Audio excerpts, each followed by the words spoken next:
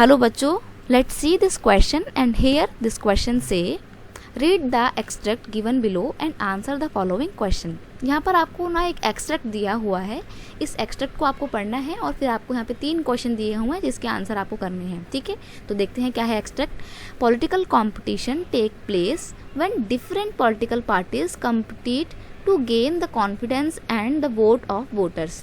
Political competition तब होता है जब अलग अलग पार्टी लोगों के बीच में, वोटर्स के बीच में अपना कॉन्फिडेंस गेन करने के लिए एक रेस लगाती हैं, एक तरीके से आप कह सकते हो, तो वो एक कॉम्पिटिशन हो जाता है। They make promises and give incentives to motivate the voters to vote them. वो जो वोटर्स होते हैं, कैंडिडेट क्या करते हैं, वोटर्स के पास जाते हैं और उनसे प्रोमिसेस करते हैं बड़े बड़े कि अगर आपने हमको वोट दिया, हमें जिताया, तो हम आपके लिए ये करेंगे, हम आपके लिए वो करेंगे। This electoral competition has many demerits, demerit भी हैं इसकी, कुछ बहुत सारी कमियां भी हैं इस पॉलिटिकल कॉम्पिटिशन की, जैसे कि it create a sense of disunity and factionalism. इससे क्या होता है ना, एक कंट्री में डिसयूनिटी को बढ़ावा मिलता है। डिसयूनिटी को मतलब एक देश में ना अलग अलग आइडियोलॉजी के साथ ना अलग अलग हिस्सों में, अलग अलग टुकड़ों में बढ़ जाता है।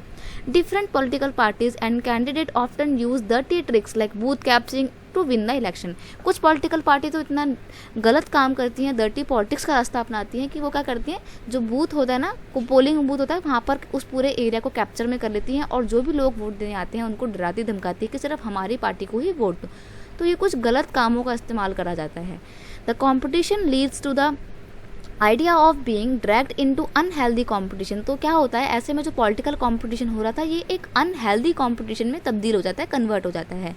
That's why good people do not enter the political That's why good people do not enter and participate in the political competition, but regular electoral competition provide incentives to the political party and leaders. If they can satisfy the voters with their work, they will be able to win again.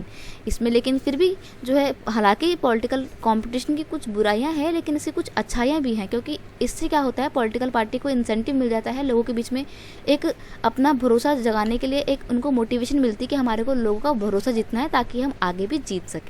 ठीक है, तो ये तो था आपका extract. अब हम देखते हैं क्वेश्चन।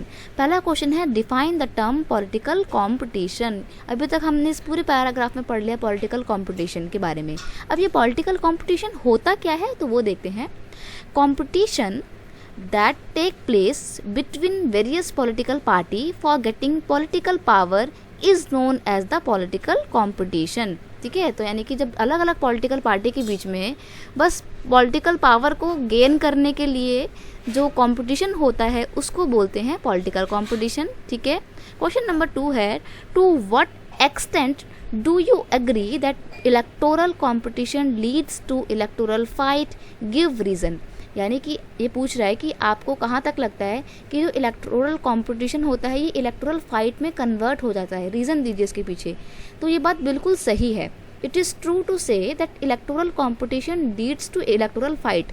कई बार क्या होता है, कंपटीशन के चक्कर में ना अलग अलग पार्टियां लड़ने लग जाती हैं, लड़ने के लिए फिर वो गलत तरीके का रास्ता अपना लेती हैं, जैसे कि for winning the election political parties use dirty tricks. गलत रास्तों का जो है वो लोग मतलब गलत रास्तों को अपनाती हैं। And sometimes threaten the people और seek vote on the name of caste and religion and disunite the country.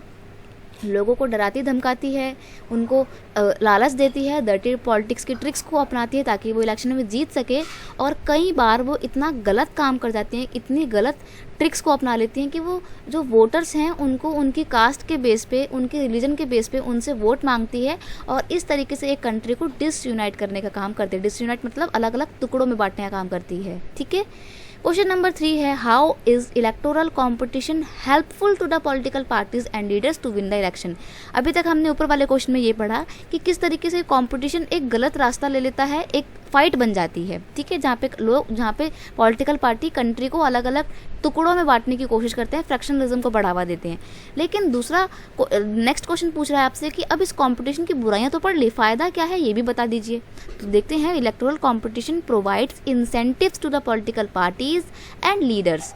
कई बार ये पॉलिटिकल कंपटीशन पॉलिटिकल पार्टीज़ के लिए और लीडर्स के लिए इंसेंटिव प्रूव हो सकता है, फ़ायदेमंद प्रूव हो सकता है, because they know that if they raise issues that the people want to be raised, their popularity and chances to victory will increase in the election. इसमें क्या होगा, अगर पॉलिटिकल पार्टी बड़े बड़े इश्यूज़ को जनता के सामने रखेंगी, वोटर्स के सामने रखेंगी, तो क्या होगा, वोटर्स भी चाहते हैं कि बड़े बड़े इशू उनके सामने लाया जाए, और बड़े बड़े इश्यूज़ की तरफ फिर जब वोटर्स का ध्यान जाएगा तो क्या करेंगे, वोटर्स देखेंगे कि ये वाला इशू कौन सी पॉलिटिकल पार्टी लेकर आई है, तो जो पॉलिटिकल पार्टी उस स्पेसिफिक इशू को प्रेजेंट करेगी उसकी तो पॉपुलैरिटी बढ़ेगी, और जब उसकी पॉपुलैरिटी बढ़ेगी पॉलिटिकल पार्टी की, तो बहुत ज़्यादा चांसेस होते हैं कि वो पॉलिटिकल पार्टी जीतेगी भी। ठीक है, तो इस तरीके से हम कह सकते हैं कि कॉम्पिटिशन फ़ायदेमंद भी है, लेकिन इसके कुछ डिमेरिट्स भी हैं, बुराइयां भी हैं। ठीक है, I hope you understand whole concept of election.